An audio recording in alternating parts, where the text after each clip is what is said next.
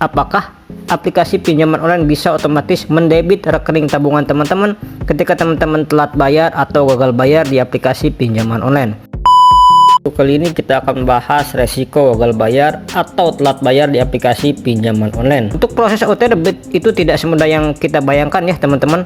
Misal nih, teman-teman sudah menandatangani bekerjasama dan mengajukan pinjol dan mendaftarkan rekening teman-teman. Itu tidak serta-merta teman-teman di aplikasi itu bisa auto debit prosesnya ya teman-teman. Itu prosesnya panjang ya teman-teman. Ada beberapa dokumen yang harus teman-teman lengkapi, surat perjanjian dan lain sebagainya. Nah, itu semua tidak akan pernah terjadi ketika teman-teman mengajukan proses pengajuan pinjaman, sehingga nggak mungkin nih teman-teman rekening tabungan teman-teman itu akan di auto debit oleh aplikasi pinjol tersebut.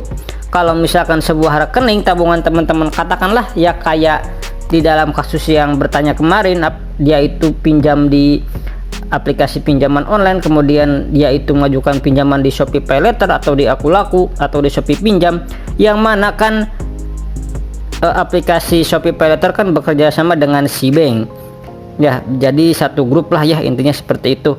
Jadi meskipun seperti itu, tidak serta-merta otomatis auto debit ke rekening Cbank dari Shopee Pinjam, enggak ya teman-teman, seperti itu ya teman-teman. Jadi DC pinjol nekat datang ke kantor kepala daerah atau kepala desa setempat yang ada nasabah gagal bayar, dimana itu merupakan daerah yang tidak ada DC lapangannya ya teman-teman. Maksudnya gimana? Maksudnya seperti ini ya teman-teman.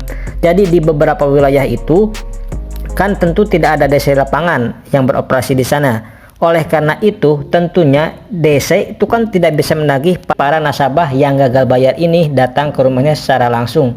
Nah, karena itulah biasanya DC seperti ini mempunyai akal bulus atau akal muslihat ya teman-teman, untuk menekan teman-teman agar teman-teman ketakutan dan mau bayar pinjaman online.